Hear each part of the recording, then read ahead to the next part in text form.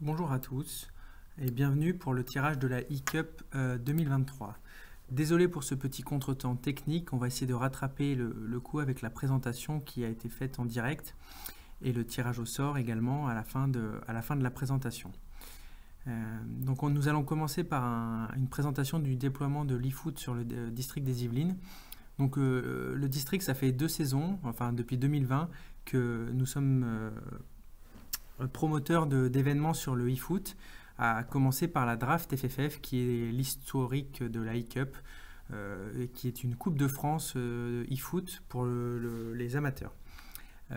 C'est la 3e édition à laquelle nous allons participer, et les dernières éditions ont présenté un certain succès, et nous espérons que cette nouvelle édition le sera également. Autre compétition que le district met en place, la Coupe des Yvelines, qui interviendra plus tard dans la saison, qui elle est une compétition club, et contrairement à la e-Cup et anciennement la Draft, qui est une compétition individuelle. Donc nous sommes en place sur le e-foot depuis plusieurs saisons, et nous espérons avec cette année renforcer encore un peu plus cette pratique, qui, je le rappelle, est une pratique complémentaire à la pratique de foot traditionnelle et non en vue de la remplacer. Le but étant de proposer deux pratiques complémentaires et non pas l'une qui remplace l'autre, sachant qu'il y a de plus en plus de demandeurs à ce sujet. Donc voilà, le but c'est vraiment de permettre à vos licenciés de pratiquer ce football différent mais complémentaire au football traditionnel. Concernant la e-Cup, donc comme je l'ai dit, c'est une compétition individuelle qui se jouera sur console dernière génération, la PlayStation 5 en priorité, même si on a un joueur qui a une Xbox Series One qui permet en fait avec le crossplay de jouer entre consoles différentes. La compétition se déroulera principalement sur le mois de février, on y reviendra dans le calendrier. Vous êtes 31 participants représentant 22 clubs. Information importante, cette saison, tous les districts d'Île-de-France participent à la e-Cup, ce qui permettra de faire une belle finale régionale au prochain tour. Donc, les années précédentes, il y avait 5 districts l'année dernière et 2, dont le nôtre, il y a 2 ans. Voilà, pour montrer l'essor du e-foot dans les différents territoires, cette e-Cup 2023 en sera la preuve. Un mot pour notre ancien vainqueur, Gribouille OZF de CBPS 78, qui a gagné la compétition la saison dernière. Donc nous espérons que les 31 participants pourront persévérer et finir la compétition, parce que l'année dernière on avait eu quelques forfaits dès la première journée. On va passer ensuite à l'Yvelines Cup. Donc j'anticipe un petit peu la prochaine diapo. C'est important de comprendre la différence entre la e-Cup, qui est une compétition individuelle, et la Coupe des Yvelines, qui elle va être une compétition par club. Pour cela, on va demander à chacun des clubs de désigner un représentant de leur club parmi tous leurs licenciés, donc soit en faisant un tournoi interne, soit autrement. Et le but, c'est que ce représentant joue au titre du club et pas de manière individuelle. Logiquement, on devrait le faire sur PlayStation 4, décidément, parce que la demande en PS5 n'est pas non plus aussi nombreuse qu'elle pourrait l'être sur la PS4. Maintenant, on fera un sondage pour voir ce que ça donnera, mais on part sur ce principe-là, et une compétition qui se déroulera en mai-juin 2023. Donc on a un peu le temps de voir venir et au club de s'organiser. Et là, le vainqueur en titre, c'est CBPS 78 avec son joueur Gribouille OZF. Donc, comme ce joueur a remporté les 2 dernières compétitions e-foot que nous avons organisées. Donc, félicitations à lui. Pour la petite histoire, il a gagné 2 places à chaque fois pour des matchs de l'équipe de France, plutôt très bien placés. Donc, voilà pour cette information. On y reviendra plus tard sur la Coupe des Yvelines, puisque ce qui va nous intéresser dans un premier temps, c'est la Coupe des Yvelines, la e-Cup, pardon.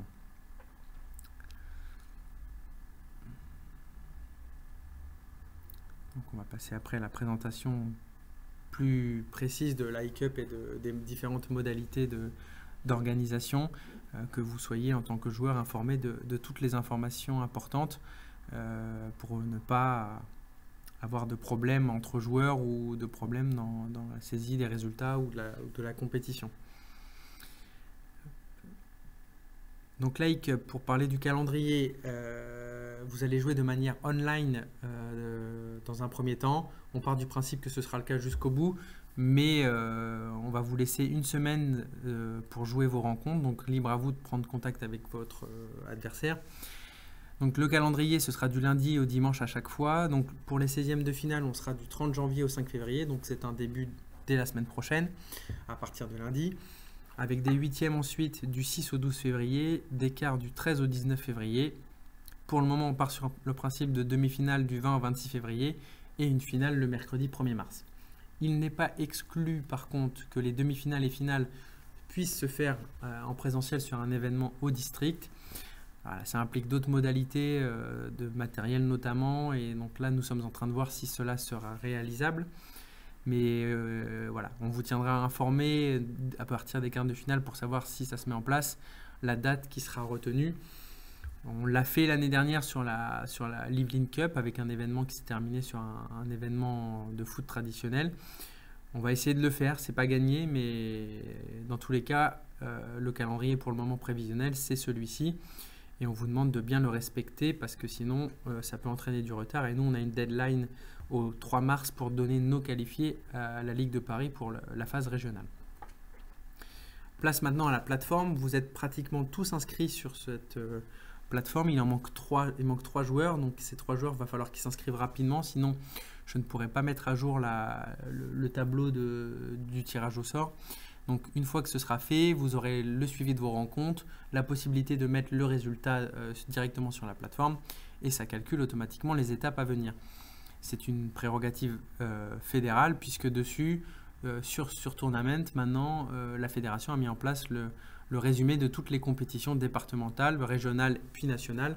Ce sera un suivi global, ça vous permettra vous de voir les compétitions dans d'autres districts et puis éventuellement la phase régionale pour les joueurs qui pourront y participer à la fin de notre phase départementale. Donc on compte sur les derniers joueurs pour pouvoir s'inscrire rapidement et qu'on puisse avancer. Le mode de jeu est maintenant, celui-ci est important, il est impérativement à mettre en place. Donc là c'est le joueur qui va créer le match, qui devra mettre ses fonctions en place. Donc durée d'une période 6 minutes, vitesse normale, météo en soirée sans neige ni pluie. Mode 90, donc pas d'équipe ultimate, vous prenez n'importe quelle équipe, vous mettez le mode 90, tous les joueurs ont la même note et donc la différence se fera au niveau du joueur plus qu'au niveau du joueur virtuel. L'assistant puissance passe non, défense tactique obligatoire et tactique personnalisée autorisée. Donc on vous demande de bien respecter ça pour ne pas créer de litige, restez sur ce même mode et jouez toutes vos rencontres de la même façon. Donc je rappelle, c'est celui qui va organiser la rencontre, qui va créer le match, qui devra mettre en place ces éléments. Un petit mot maintenant sur les lots à gagner, vous les voyez en photo. L'ordre des lots n'est pas déterminé, mais on a, grâce à la fédération, cette saison, pour la première fois, des lots à vous fournir. Donc il y aura un fauteuil gaming blanc, un casque Nemesis, 3 écouteurs et 3 tapis de souris, le tout à l'effigie de la fédération. Donc en fonction de si on arrive à faire une finale en présentiel ou non, les lots seront remis aux vainqueurs, aux finalistes au moins et éventuellement plus selon ce qu'on déterminera. Donc notez ça pour que voilà, on a des petits lots sympathiques, donc c'est un plus important. Donc on espère que ça satisfera les vainqueurs. Et enfin, comme je le disais tout à l'heure, 2 qualifiés pour la phase régionale, sauf plus si jamais un district ou plus se désiste, ce qui n'est pas le cas et ce qui n'est pas à l'ordre du jour pour le moment. Mais pour l'instant, on part sur le finaliste et le vainqueur de la compétition qui participeront à la phase régionale qui sera un peu sur le même principe. Donc ça, on aura le temps de voir venir, mais voilà comment on pourra vous récompenser de votre participation. Ce ne sont pas des lots anodins, donc il faut en profiter. Ça permet un peu d'appâter les joueurs. Je ne sais pas si c'est grâce à ça qu'on a 31 joueurs de 22 clubs. Donc profitez-en. On va passer au tirage au sort. Donc vous allez voir la vidéo qui a été prise ce midi en direct avec un fond musical pour pas redire par-dessus. Notez juste que c'est un arbre à élimination directe. 32 joueurs sur 32 joueurs, donc il y a 31 participants, donc il y aura un exempt. Et c'est un tirage intégral, donc des joueurs d'un même club peuvent se rencontrer. On est sur une compétition individuelle le choix n'a pas été fait de séparer les joueurs de clubs différents. Donc il est possible que des rencontres entre joueurs d'un même club soient présentes. Donc place au tirage.